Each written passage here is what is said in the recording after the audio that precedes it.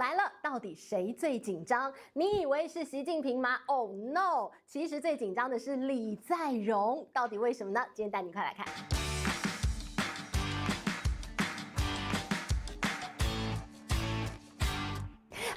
我是志玉，今天要跟大家来聊聊三星，这下倒大霉了。本来呢，大家觉得川普重返白宫最紧张的应该是中国吧，但是没有想到，其实现在濒临到那个已经来到悬崖边，感觉川普一进白宫，他可能就要掉下去的。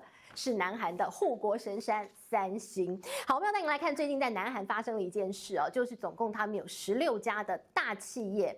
大财阀所有的领导人站出来，共同写了一份声明。那这个声明呢，叫做紧急声明，要跟他们的政府喊话。喊什么话？就是你不救我，我死定啦！好，那其实呢，这样的一个紧急声明啊，大约是在2015年的时候曾经发生过一次，那时候是发生什么状况？那个时候呢，其实是有一种流行病在传染哦，像最近的大家知道 COVID-19 嘛，那2015年那个时候叫 MERS 呢就是中东呼吸症候群，那个时候也是一样哦，就是所有人都要在家里面生病，很可怜，然后整个内需停摆，所以那个时候的韩国企业非常辛苦，他们就站出来希望政府伸出援手。那继那之后，这是又一次。16家的大财阀大企业说紧急声明，好，这一次为什么？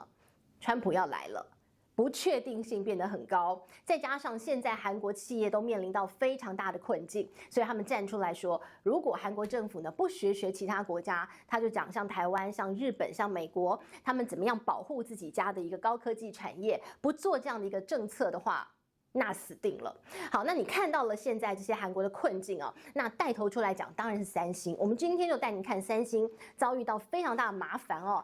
没有想到川普上来居然最早可能要倒下的会是三星。我们来看从它股价，你就看到它股价已经躺在地上了哈，躺在那地方躺平。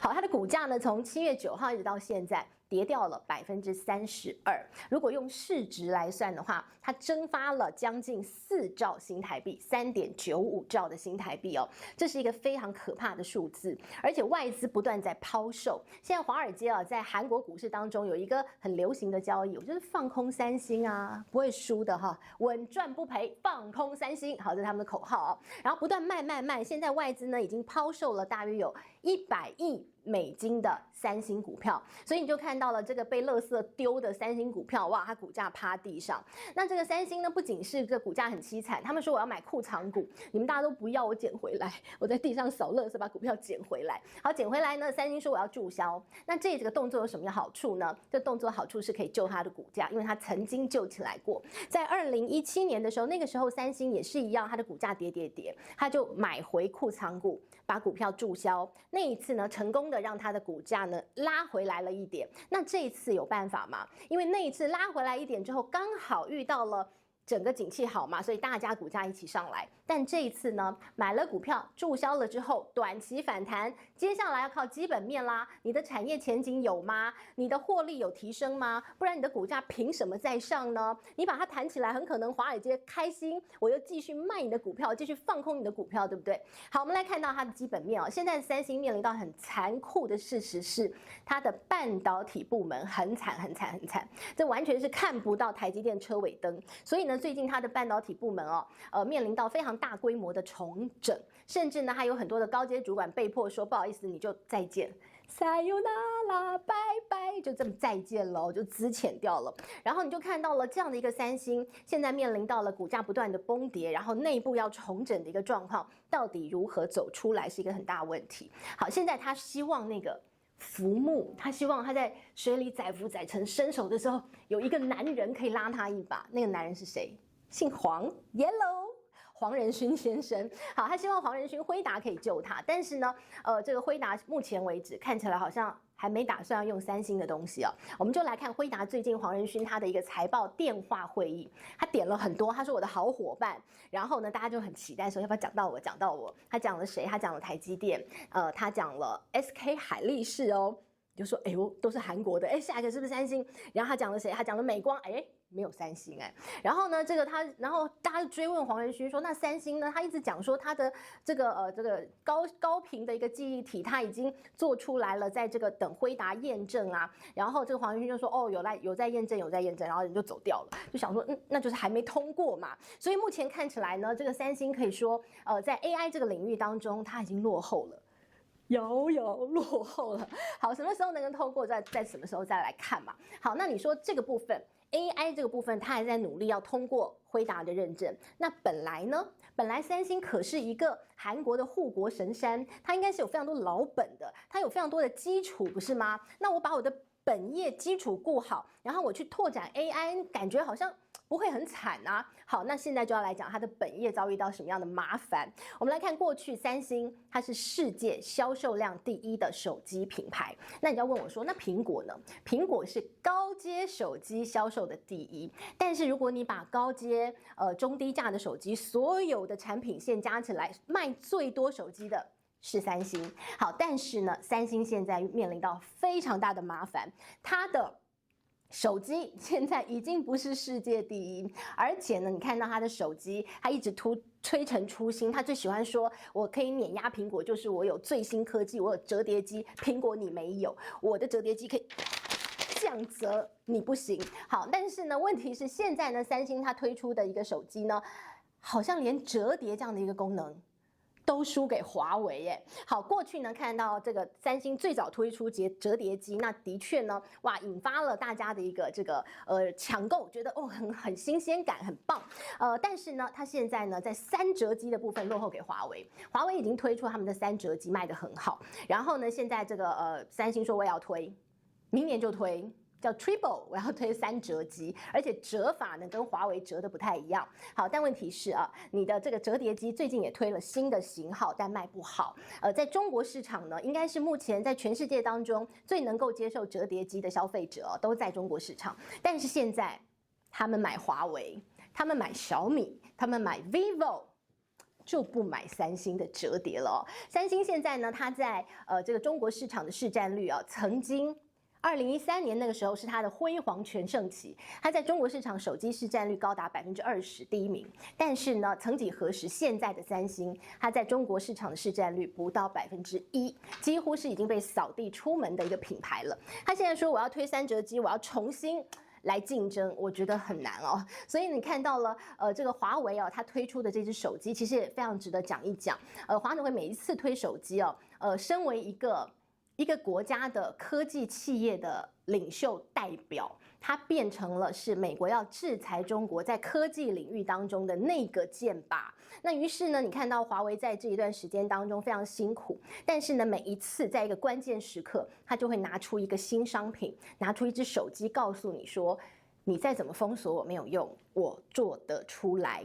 即便这只手机我要花非常高的成本，即便这只手机我可能产量没有那么高，但是我要告诉你，我的技术做得到，即便你怎么样的封锁我。好，那现在我们看到之前的 Mate 60呢，就是这样的一只非常代表性的突破美国科技封锁的一只手机，现在还要推出新的Mate 70，这只手机呢，它不但要做到这个5G Plus， 同时呢，它里头要有一些放进去一些很神奇的，他说完全全新的，我可以完全不用 Android 任何的一些功能，我有自己全新的鸿蒙系统，它又是一只要拿出来说我又突破了美国科技封锁的手机。好，那我们大家期待这个大家用了之后，大家感想如何了？好，但无论如何，华为的一个折叠手机，它的销售量年增229%，你就看到这是遥遥把三星抛在脑后，所以这又是一个三星它本来非常厉害的一个市场，现在又节节败退了。好，那不只是这个，你说 OK， 折叠机那算是非常顶级旗舰。那以前三星的强项就是它在这个最顶规的手机比不过苹果的时候，那个时候它靠的是它中低阶的手机，它在一些新兴市场当中卖得非常好，打遍天下无敌手。比如说像是东南亚市场，像非洲、像拉美这些地方，三星手机卖得很好，所以它才可以整体的销售量超越苹果。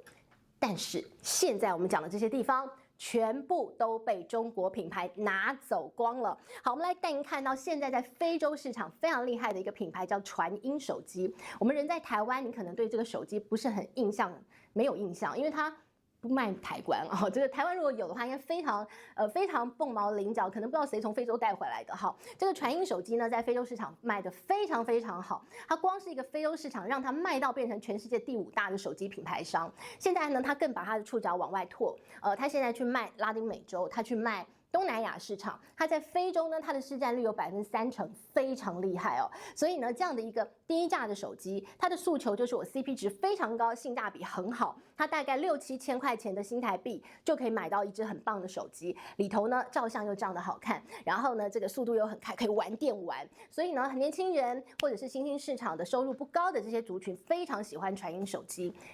我刚刚讲的那些市场全部本来都是三星的，现在呢全部被传音打趴了。所以你看到了三星现在是它本来的一个城池，这一块割走了，那一块割走了，这边也没了，那边也掉了，所以你看到它现在很惨。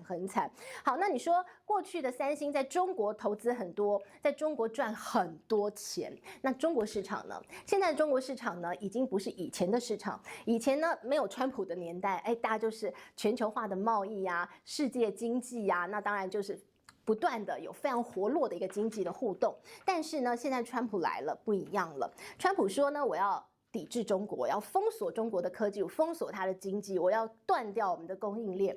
好，断掉。但中国有什么可以自保？中国有它政府的力量，我可以扶植我自己的产业，我有很大自己的内需市场。中国是一个非常大的经济体，它能够保护住自己，即便它的经济发展没有以前来得好，但是呢，它可以保护自己，我有内需市场，我可以活下来。我可能活得辛苦，但我活下来。但三星呢？三星光靠它韩国内需市场不行的，它必须要靠外头的市场。好，但它外头的市场目前我们刚刚讲到那么多，它都掉光了，它的技术又不如人。他要去哪里抢市场？中国市场呢？大家保护起来，中国自己人分光了，三星没有它的份了。所以你看到三星其实呢，它在中国的投资呢，非常的这个减少了，然后它很多的工厂撤出了。那不仅仅是三星，有很多韩国企业都是如此，都离开了。那像是现代汽车它离开的时候走得很难看，因为它把它厂卖掉，但没有人要，于是呢，它就是2折抛售。